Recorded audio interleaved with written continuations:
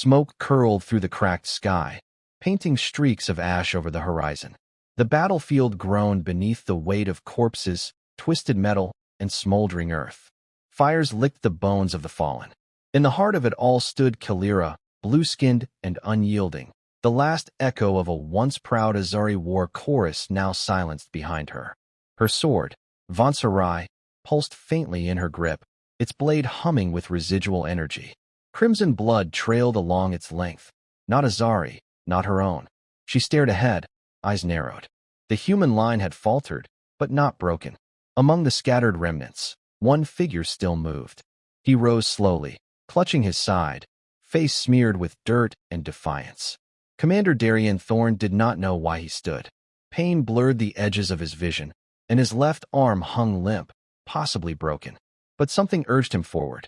He hadn't come this far, led these many into the maw of death, to fall before a blue demon clad in bones and fire. Kalira stepped toward him, light-footed despite her heavy armor. Her expression was unreadable, but her eyes gleamed with the intensity of someone who had never known defeat. Darian raised his sword, wavering but unwilling to lower it. He recognized her now.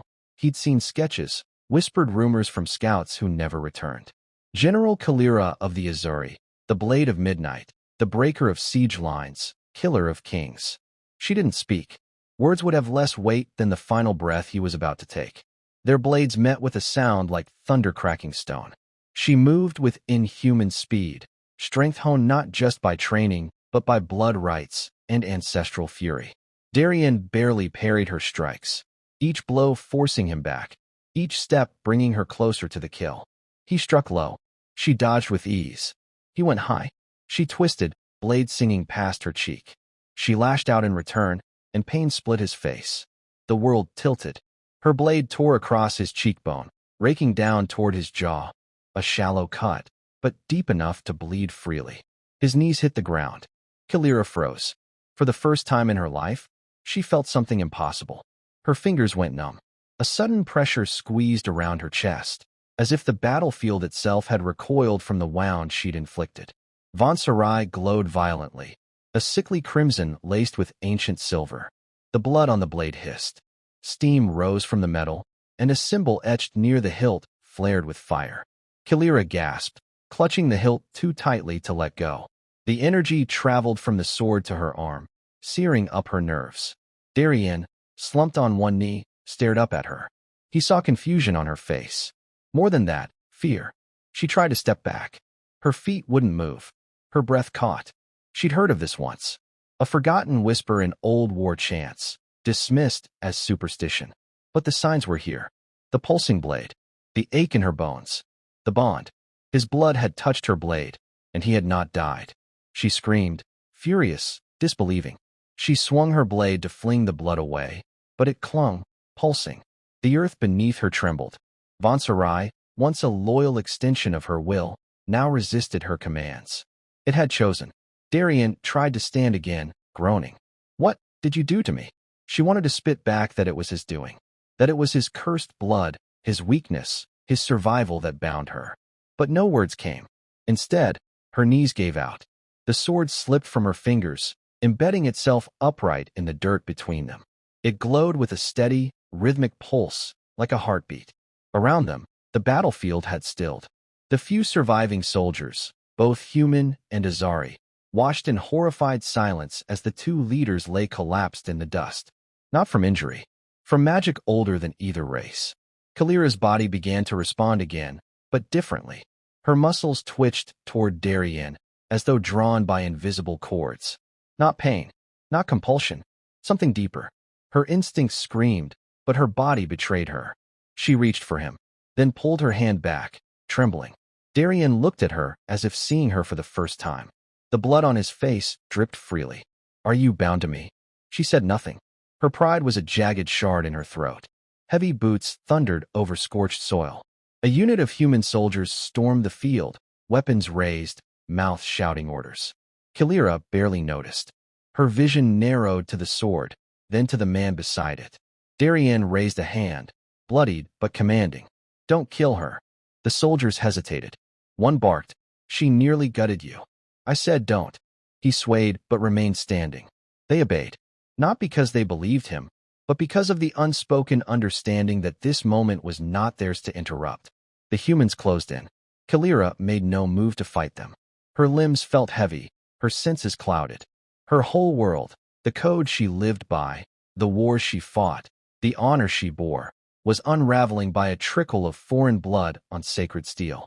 She felt the shift begin, subtle and silent. Not in her body, but in the sky above. A presence, old and terrible, stirred. The bond was forged. It could not be undone. Darien fell again, caught by two soldiers who dragged him to a medic station behind the line. He glanced back, eyes barely open, to find Kalira still kneeling. One of the younger soldiers approached her with shackles, uncertain. "Do it," she muttered, her voice low and cold. The shackles locked with a finality that echoed like a drumbeat. She didn't resist. She didn't look away from Sorcery, still pulsing softly in the earth between them. Something had ended today, but something else had begun. The air in the ruined temple was thick with the scent of damp stone and ancient dust. A fractured skylight let in slivers of pale morning light, casting strange patterns on the cracked tiles. Kalira stirred, her vision blurring as she tried to sit up. Her wrists ached, bound by some kind of leather restraint, and her limbs felt like they had been dredged from tar. She was alive. The realization brought neither relief nor triumph. She rolled her head slowly and found herself staring at the silhouette of a human healer. The man flinched under her gaze, but didn't retreat. "You're lucky," he muttered, not unkindly. "Would have bled out if the commander hadn't ordered you brought in." Her first instinct was to strike him. Her body, however, refused to obey. There was a pull, not physical but deeper, tethered somewhere between her spine and her mind. And it didn't pull toward freedom. It pulled elsewhere. Darien. She clenched her jaw and shifted to her knees, yanking against the restraints. The effort cost her. The healer warned her to stop, but she ignored him, rising to her feet shakily. A sudden wave of nausea struck, and she braced herself against a cracked pillar. Every breath tasted of mildew and iron. Something wasn't right inside her. The bond wasn't just spiritual, it was warping her from within. Footsteps echoed beyond the chamber. She turned her head sharply as a tall figure stepped through the crumbling archway. He looked less like the man she'd fought, and more like a ghost dredged from death. His face was wrapped in fresh bandages, streaked with blood at the edges. His right arm rested in a sling. Yet his eyes were awake, sharper than she remembered. Darien didn't speak immediately. He simply regarded her with something between curiosity and caution, as if waiting to see which version of her had survived. "You're awake," he said at last. Kalira said nothing. Speaking would mean accepting this as real, that the bond had taken root. "You saved my life," he continued, stepping slowly into the room. "And I don't think it was your choice." Her lip curled. "Don't mistake compulsion for compassion." He almost smiled. "I wouldn't dare." A long silence stretched between them. The bond wasn't visible, not like a chain or brand, but it was there, vibrating faintly in the air, in the bones of the walls, in the pulse behind Kalira's eyes. She felt it whenever he moved. Not pain, not pleasure, just presence. A constant awareness of where he was, what direction he lay in, how far his heartbeat echoed from hers. "I didn't ask for this," she said, her voice a harsh whisper. "Neither did I." She glared. "Then free me." "I can't. You know that. Your people created the bond, not mine." The admission stung. She turned away, pacing the length of the room like a caged beast. She could feel her strength returning, but the bond dampened it, redirected it. She could feel the compulsion in her joints, subtle, but building. Darien watched her closely. "One of my men told me your sword glowed, like it was reacting to the blood." She stopped pacing. "The Sorcery is sacred, a relic older than your empires. Its magic was meant to bind traitors and liars. Not this. And yet here we are." He crossed the chamber and reached into a satchel, retrieving a small book. "We found an Azari cleric once. Kept records before your people burned his village. He wrote of the bond. Said it wasn't a punishment, but a covenant. A test." Kalira's eyes narrowed. "Of what?" He opened the book to a marked page and read aloud. "If the blade drinks the blood of the worthy in battle, and they do not fall, then the wielder shall be bound to serve until the balance is restored." She scoffed. "Worthy? You were on your knees. But I lived. The truth was a thorn in her side. She had struck to kill, not with arrogance, but with certainty. Yet he had endured. A knock sounded at the outer door, followed by hurried footsteps. One of Darien's lieutenants entered, his face pale. "Commander, an attempt was made on your life." Darien raised an eyebrow. "Now?" "Yes. In the camp. One of the northern scouts tried to get into the infirmary. Slit a guard's throat before he was caught." Kalira felt it before she saw it. Her heartbeat surged. Her muscles tensed as if a command had just snapped down her spine. Without thinking, she stepped forward and positioned herself between Darien and the doorway. Her body reacted before her mind caught up. Darien stared at her. She realized what she had done, and the shame crawled across her skin like fire ants. She stepped back slowly, fists clenched at her sides. "I didn't choose that," she hissed. "I know," he said softly. The lieutenant left, unnerved. Darien walked back toward her, more cautiously now. "This isn't sustainable. You can't live like this. And I can't keep you in chains forever." Kalira tilted her head, sarcasm sharp. "Then kill me. Do you want to die?" Her silence said enough. He exhaled. "We're moving camp in 2 days. There's a monastery in the cliffs, neutral territory. They might know more about this bond than either of us. You think monks can fix blood magic forged in war? I think we've run out of better options." She looked away, eyes tracing the patterns in the ruined floor. "And if they can't?" He didn't answer. The silence between them deepened. Kalira's mind whirled with half-formed escape plans, but none held shape. She could not run from what was now part of her. She could feel his pulse, his pain, his breath. Her sword, wherever they had hidden it, still pulsed like a beacon. Darien made to leave, pausing at the door. "Rest while you can. We both need answers. And until then, try not to kill anyone unless it's absolutely necessary." She didn't respond. Not with words. But as the door shut behind him, Kalira turned her eyes to the sliver of light bleeding through the skylight. The bond was a curse, yes, but not a death sentence. Not yet. Something else had awakened. She could feel it, deeper than hate, older than war. And it was only just beginning. The wind bit sharp through the narrow pass, carrying with it the scent of pine, frost, and something older, the heavy weight of forgotten oaths. Snow crunched underfoot as the caravan wound its way along the cliffside, cloaks pulled tight, armor muffled under layers of fur. Above, the monastery emerged from the rock face like a secret finally spoken aloud. Weather-worn and silent, its stone towers reached skyward like frozen fingers clawing at the clouds. Kalira rode in silence, her bindings removed days ago, though the true restraint clung still, unseen, unshakable. She sat astride the borrowed horse with a straight back and steady eyes, but her every breath was measured. The cold didn't touch her, but the bond had altered her. Its presence was no longer constant pain or pressure. It was something more intimate. She felt Darien even when she didn't see him, an echo moving alongside her in the rhythm of his breath and the tension in his shoulders. He rode 2 horses ahead, giving her space not out of kindness, but out of strategy. Space gave the illusion of distance, even if the bond reminded her otherwise. His face had healed, mostly. The scar cut diagonally across his cheek, raw and permanent, a red stroke of fate. He wore it without shame. They hadn't spoken much since leaving the ruins. Words felt too small for the thing that now connected them. As the group passed through the outer gates of the monastery, monks in silver-gray robes emerged without sound. They bowed, not to Darien, not to Kalira, but to the presence between them, as if they sensed it too. The abbot, an older man with eyes like glacier stone, stepped forward. "You've come with blood between you," he said, not asking but knowing. Darien dismounted, boots crunching in snow. "We were told you might understand." The abbot's gaze turned to Kalira. "The Vonsarai bond." Her jaw clenched. "It's not a myth, then." It never was. They were led through quiet halls lined with etched reliefs, some depicting winged creatures locked in battle, others showing figures kneeling before flaming swords. The monastery smelled of incense and iron. Kalira's eyes traced the lines in the stonework, trying to decipher what was history and what was prophecy. In a chamber lit by blue fire, they sat across from the abbot and his circle of scholars. Scrolls were unfurled, tomes opened, rituals whispered. Darien watched Kalira as they spoke, noting how still she became when the abbot read aloud. If the wielder draws blood and the struck survives, a tether shall form. The blade, having tasted both will and resistance, binds them in service, not to one another, but to the balance between them. Kalira's voice was cold. What balance? The abbot turned to her. The one your sword disrupted.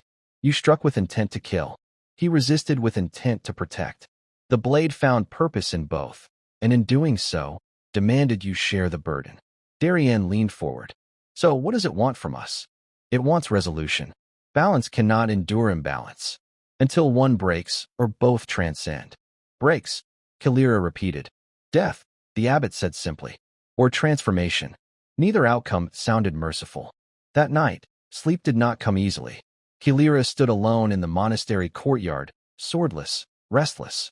Snow drifted down around her. The silence was not peace, but pressure, the kind that came before a collapse. She sensed him before she heard him. Darien stepped into the courtyard, wrapped in his cloak, eyes half lit by the pale fire of the torches. You don't sleep, he said. Not when watched. He tilted his head. You knew I was coming? I always know. A pause.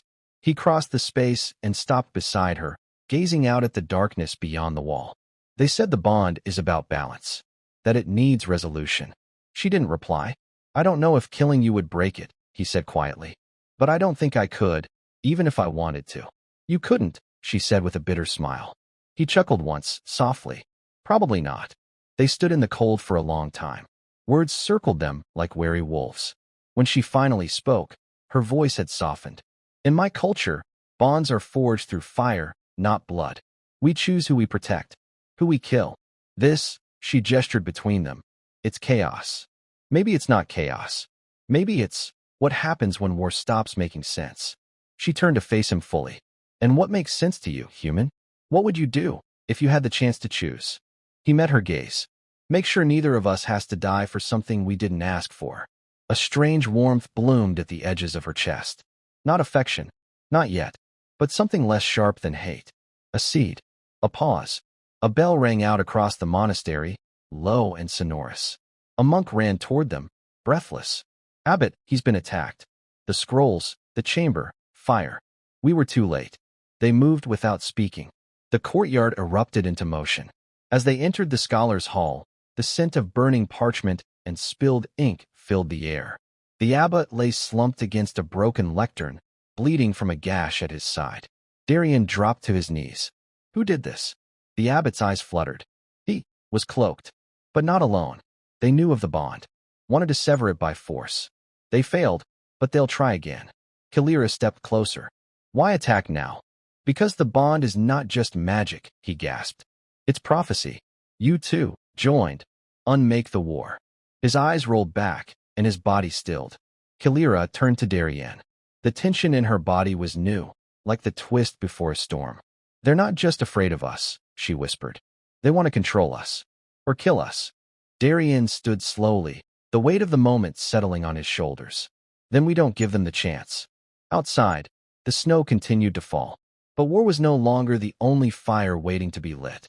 The wind howled along the mountain ridge, tearing through the high passes like a morning cry. Snow blew sideways in fine white sheets, erasing footprints moments after they formed. Kalira crouched low behind a frost-covered boulder, her breath misting as she scanned the valley below. Fires burned in the distance, enemy encampments, dull orange wounds against the snow. Her fingers itched for the hilt of her sword, but it remained strapped to her back. She didn't draw it unless she had to anymore. Not since the bond began to respond to her emotions, flaring, humming, sometimes whispering things she didn't yet understand. Behind her, Darien moved with equal care. He had learned to silence his presence over the past weeks. Once a soldier commanding with voice and stature, he was now a shadow moving at Kalira's pace. She had come to rely on that, even if she would never say so aloud. They had hunted the cloaked ones across 4 provinces, striking at camps, intercepting messages, finding clues in whispers and blood. No name, no leader. Just a growing certainty. Someone wanted the bond broken, not for peace, but to prevent what it might become. They're reinforcing the western slope, Darien murmured, crouching beside her. Another 30 men since last night. Kalira didn't blink. They're not preparing for defense. They're building a trap. He nodded. They want us to come to them. Then we don't. She stood, slipping down the slope with the grace of a predator. Darien followed, silent but questioning. Back in their temporary camp, tucked into a crevice beneath a granite overhang, Kalira spread a map across the rock. Her fingertips traced paths and rivers, then circled a spot far from the main camp. They're guarding the obvious entry, which means the truth lies here. Darien frowned. That's the old Forge Valley. Nothing's there anymore. Exactly. They moved under cover of night. The Forge Valley lay choked with ash and frost, long-abandoned stone ruins scattered like bones. The wind whistled through empty buildings. Snow clung to rusted chains, and half-fallen towers leaned like drunks in the dark. Kalira found the entrance buried under a fallen slab. They cleared it together, breath rising in clouds, until a stairway revealed itself, spiraling down into the mountain's throat. No torches lit their descent, just the faint glow of Kalira's blade, called forth by the weight of something ancient in the air. The bond pulsed stronger here. Her breath shortened. She felt Darien's presence more acutely, like his heartbeat was beneath her own skin. At the bottom of the stair, a chamber opened wide. Etchings covered the walls, older than either of their people, depicting not war, but convergence. Warriors locked in battle who, upon shedding each other's blood, became protectors of the realms. Kalira moved slowly, her fingers brushing a fresco of a blade splitting into two, then joining again, reborn in flame. Darien approached a pedestal in the room's center. Upon it lay a dagger, black metal with a hilt of carved bone. The severing blade, he whispered. I've heard rumors. Said to cut even soul bonds. Kalira stepped closer. You're thinking about using it. I'm thinking about what happens if we don't. Silence filled the space. Not emptiness, but tension, thick and invisible. Kalira stared at the blade. I feel you, she said quietly. Not just your body. Your fear. Your hope. Your doubts. It's maddening, but it's not wrong. Darien looked at her, eyes sharp and vulnerable all at once. It's changed you. It's changed us. He stepped away from the pedestal. If we sever it, do we become what we were? Or do we lose what we've become? I don't know. They left the blade untouched. For now, the return to camp was uneventful, but the air felt different. Heavier, as though the world itself was watching, waiting to see what they would choose. That night, the attack came. Without warning, the camp was swallowed in flame. Arrows rained from the ridge. Figures in black cloaks moved through the fire like wraiths, cutting down guards with brutal precision. Kalira woke mid-battle, instincts flaring. She was already moving when the second wave struck. Her sword hummed, the bond igniting like a flare behind her eyes. She could feel Darien, where he fought, how he bled. She moved toward him through chaos, cutting a path like a storm. He was surrounded, holding his own, but tiring. She reached him just as a blade swung toward his unguarded side. Her sword intercepted it with a cry of metal and magic, the impact vibrating through both of them. She fought without thought, a dance of precision and fury, until the attackers retreated into the night, leaving corpses and ash behind. Darien leaned heavily on her shoulder. They weren't just here for us. They meant to erase everything. Kalira helped him to sit, blood streaking his arm. They fear what we know, what we might become. He gripped her hand. Then we show them. Dawn rose blood-red over the valley. Smoke still curled from the camp ruins, but the survivors stood tall. The bond between Kalira and Darien now glowed faintly where their skin touched, not visible to others, but real, tangible. She looked at him, her voice steady. This won't end with us running. No, he agreed. It ends when we change the story they've written for us. The decision settled between them, heavier than any sword. The bond was no longer a chain. It was a flame, a choice, a future neither had asked for, but one they now claimed as their own. And somewhere, deep beneath the mountain, the severing blade waited, unused, unwanted. For now,